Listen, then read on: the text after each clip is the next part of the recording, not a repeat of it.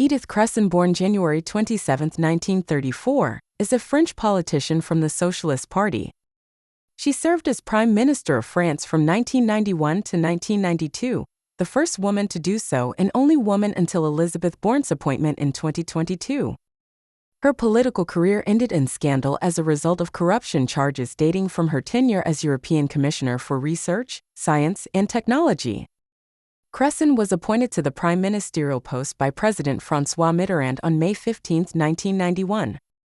She soon became strongly unpopular among the electorate and had to leave office after less than 1 year, following the Socialists' poor showing in 1992's regional elections.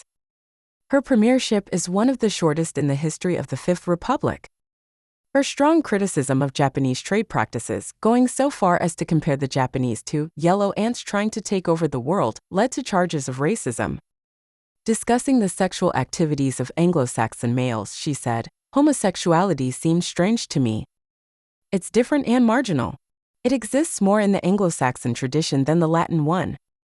In social policy, Cresson's government enacted the Urban Framework Act of 1991, which sought to ensure a right to the city for all citizens. The act required local bodies to provide living and dwelling conditions which will foster social cohesion and enable conditions of segregation to be avoided. The Cresson government also placed considerable emphasis during its time in office on facilitating the international competitiveness of firms with under 500 employees. A law was passed in July 1991 which included several measures aimed at improving access of people with disabilities to housing, workplaces, and public buildings. In addition, an act of July 1991 on legal aid gave the public, above all foreigners who are lawfully domiciled in France, wider access to the courts. In January 1992, housing allowances were extended to all low-income households in cities with more than 100,000 inhabitants.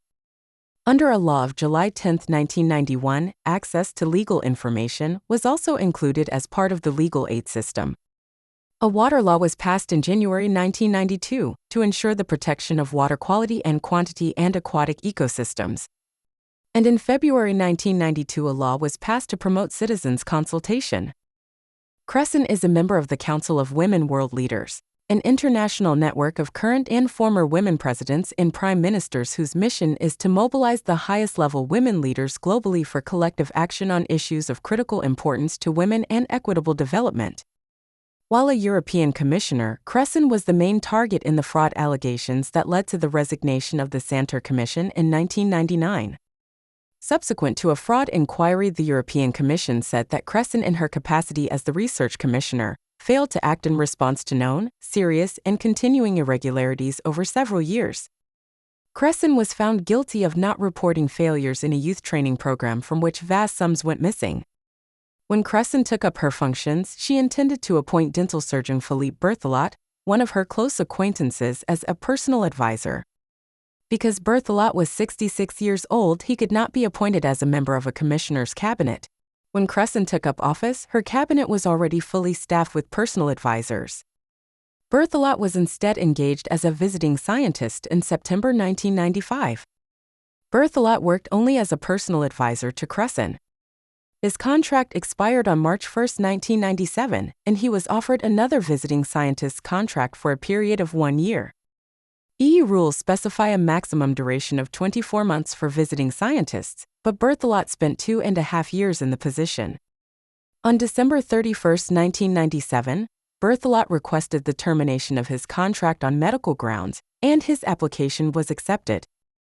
A complaint was made by a member of parliament, and a criminal investigation concerning Berthelot was opened in Belgium in 1999. In June 2004, the Chambre du Conseil of the Tribunal de Première Instance de Bruxelles, Court of First Instance, Brussels, decided that no further action should be taken in the case. On July 11, 2006, in a judgment by the European Court of Justice on Case C-43204, Commission of the European Communities versus Édith Cresson, the court declared that Édith Cresson acted in breach of her obligations as a European Commissioner. While the breach of the obligations arising from the office of member of the Commission calls in principle for the imposition of a penalty, the court held that, having regard to the circumstances of the case, the finding of breach constituted of itself inappropriate penalty and accordingly decided not to impose on Cresson a penalty in the form of a deprivation of her right to a pension or other benefits. Cresson claimed that where the conduct complained of in criminal and disciplinary proceedings was the same, the findings of the criminal court were binding on the disciplinary authorities.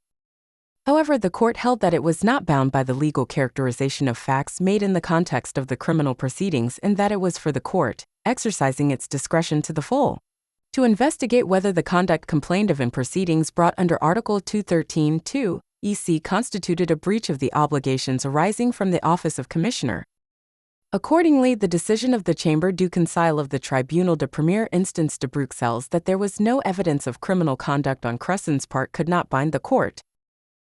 Thanks for watching HerStory channel.